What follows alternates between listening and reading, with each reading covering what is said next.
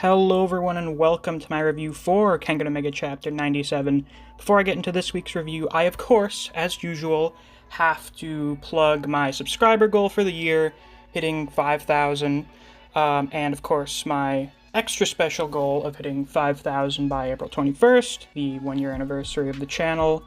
I do think hitting this special goal is pretty plausible, especially if everyone who watches this video subscribes. The percentage of non-subscribed viewers has actually gone down since I've started mentioning this. It went down from like 85% to around 75%.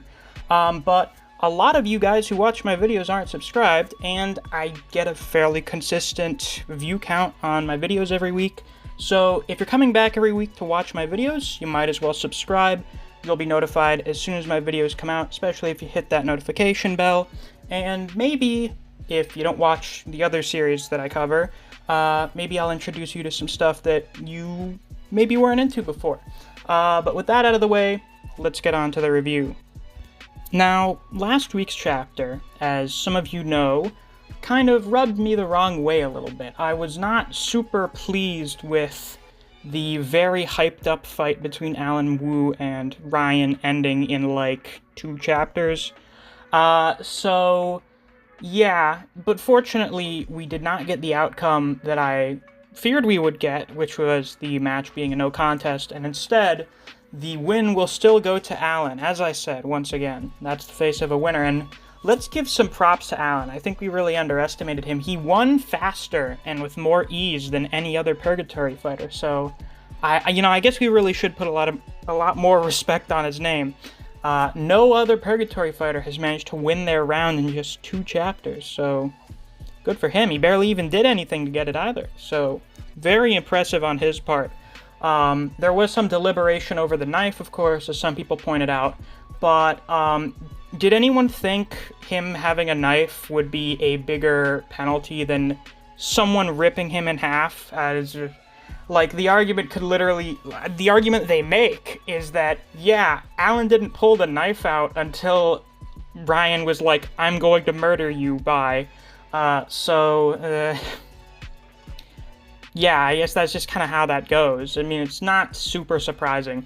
I mean, you can't really look at what happened last chapter and think, no, Alan was completely unjustified in trying to stab Raian there at the last second. Now, something strange that happens is we get, like, barely any mention of Raian running off after Edward, and we don't get shown any of that. Now, a lot of people were telling me last week, hey, don't worry, we're gonna get this fight between Raian and Edward. That's really, the last 2 chapters were just to build up hype for that. But this chapter, we literally don't see any of it. We get right into the next round. So I don't know if we're going to do this round first and then go into that, or if the stuff going on with Raian and Edward is going to happen, like, intermittently throughout this round, or if it's just going to happen off-screen. Now, if it's the last one, holy shit, would that be terrible.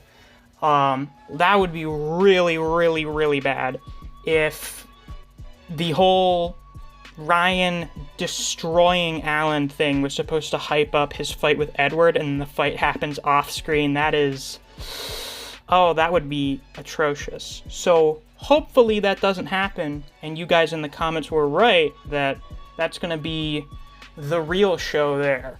But we get the fighters for round, I guess this is round 8 now. First one is fucking Markiplier. It's Jurota. Now, we all know that the coolest design out of all of the Purgatory fighters was Alan. But the second coolest design was actually Lutien, before he went all worm crazy face and still had the trench coat on. But the third best design in Purgatory is definitely Jurota. I mean, the man just looks exceptionally comfortable. I get big vibes of Shunsui and Jika, but the difference is that Jurota looks like he hasn't slept in a month, so I don't know what this aesthetic is, but women seem to really love it. Even people in the actual audience seem to really like Jurota. I guess he's very popular. Yeah, I don't know what it is. It seems like a lot of people seem to find this aesthetic very attractive. I mean, I think it's cool. I don't know if I find him hot, but whatever floats your boat, I guess. Now, as we had already known from the little interlude before round 6, is that Jurota is apparently very strong. Raian got pissed off looking at him. Lúthien blocked his punch with no effort. And he looked at those two. He looked at Jurota and Lúthien, and he was like, those guys seem pretty strong. So, if Raian is supposed to be a good judge of strength, which, I mean, Raian is an idiot, but he's very strong himself, so I assume that he would at least be able to get a decent judge. He would be a decent judge of how strong another fighter is. So, it's plausible. It's maybe a little implied that Jurota is about as strong as Lúthien. At least it was implied there. And in this chapter, it's revealed that Jurota is actually number 2 in Purgatory. Back a while ago, Purgatory held a tournament like the Kengan Annihilation tournament to decide the King of Purgatory. And the last 2 people that fought in the finals of the tournament were Jurota and Lolong. So the 2 of them are recognized as the 2 kings of Purgatory. So, I think at the very least, Jurota is top 4. Because we have Lolong, we have the Tiger's Vessel, who has definitely never shown their true strength, and we have Lúthien, who became one of the mainstays of Purgatory. He was regarded as the strongest demon fist without using Formless. The reason Lúthien is so strong is because of his perfect Formless.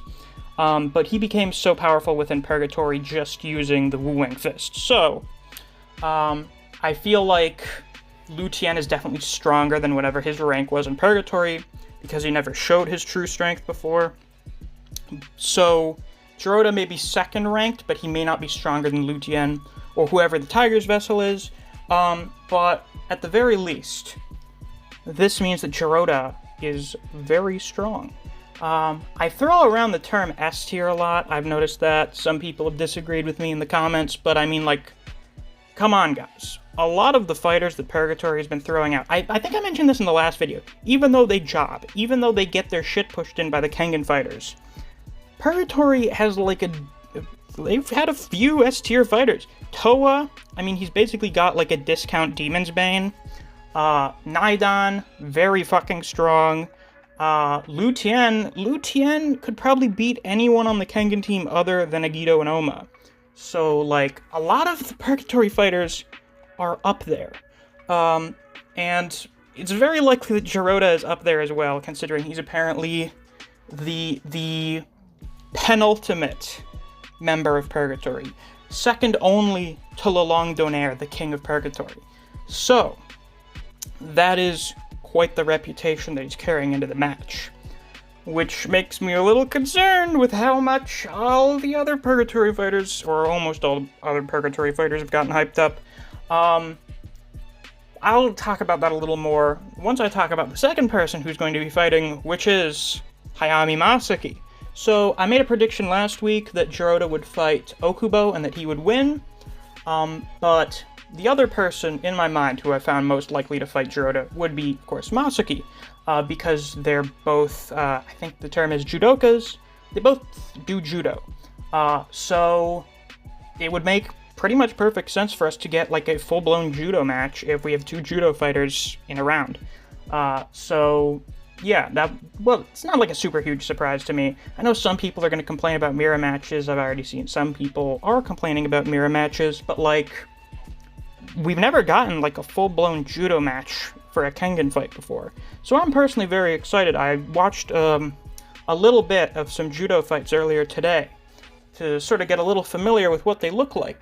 And it seems like they are very technical and involve a lot of strategy. And as I mentioned going into Naidan and Ryuki's fight, when we have more strategy and more technical aspects, that usually results in a much more interesting fight. So, we could have a very good fight ahead of us here. So, needless to say, I'm very excited about that. But I would say the most interesting thing that comes from the end of this chapter is Jurota recognizing Hayami as Meguro, because they look the same, which is fascinating. It seems like Jurota probably follows what goes on in the judo community, or just, some kid going around murdering other judo fighters. Would probably be big in the news anyway, but it kind of makes sense that someone as, presumably skilled in judo, and probably important on the judo scene, at least underground, would be aware of crazy shit like that happening. There was also a theory going around, which has apparently been a thing ever since the Purgatory Fighters got revealed, that Jurota knew Meguro's dad, which would be pretty crazy.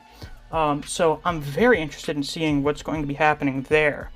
And another thing is that I think we're probably going to be finally finding out what the deal is with Hayami, existing. Because when Hayami was introduced, he was introduced as everyone being like, why is Meguro alive and not insane? The very common and really only reasonable theory is that he is a clone of Meguro, because there was no previous evidence of Meguro having a brother of any kind. And he thought Hayami was his dad, and Hayami's on that, evil shit, so he would probably be involved in whatever sort of human cloning stuff is going on. So that kind of makes sense. But I feel like with Jurota being familiar with Meguro's serial killing incident, and Hayami seemingly being a clone of Meguro, it seems like we're finally going to be getting answers on that, so I'm very excited about that personally. Now, here comes the real issue for this fight, and I don't mean issue in like a bad way. I mean, I thought that both of these guys would win their respective fights, and now they're going to be fighting each other, which means one of them has to lose. And I'm not really sure which one is more likely to lose.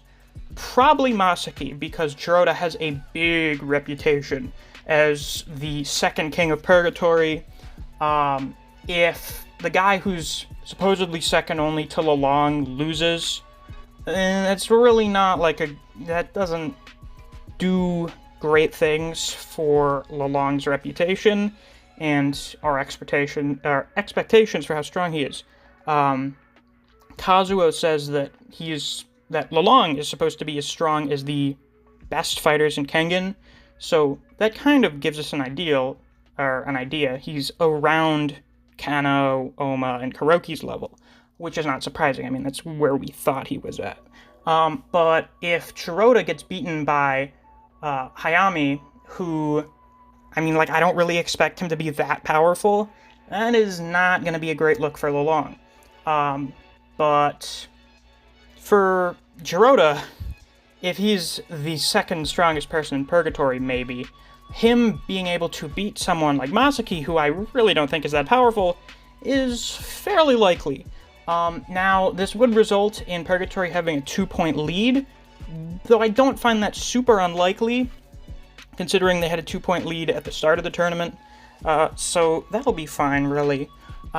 So I guess I'm not super certain on it, but I'm leaning towards Jurota winning. So you guys put your predictions for who the winner will be in the comments.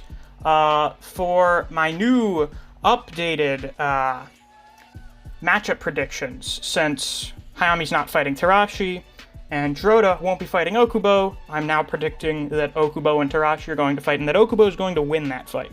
But my other predictions will remain the same. So anyway, pretty good chapter. I'm fairly excited for this fight. I hope I don't get disappointed. We'll see if Markiplier can save the hype, alright? So with that out of the way, thank you for watching. If you enjoyed this video, please be sure to like, comment, subscribe, and click that notification bell so you don't miss any of my uploads. I do Kengan Omega chapter reviews every week. If you enjoy other series such as Record of Ragnarok, Jujutsu Kaisen, and Black Clover, I do videos in those series as well, so if you're interested in those, you should definitely check out my channel. If you enjoy discussing Kengan Omega with other people, or you just enjoy the content I produce on this channel, I highly suggest you check out my Discord server. I have a link to it on my channel. Thanks for watching, and I'll see you around.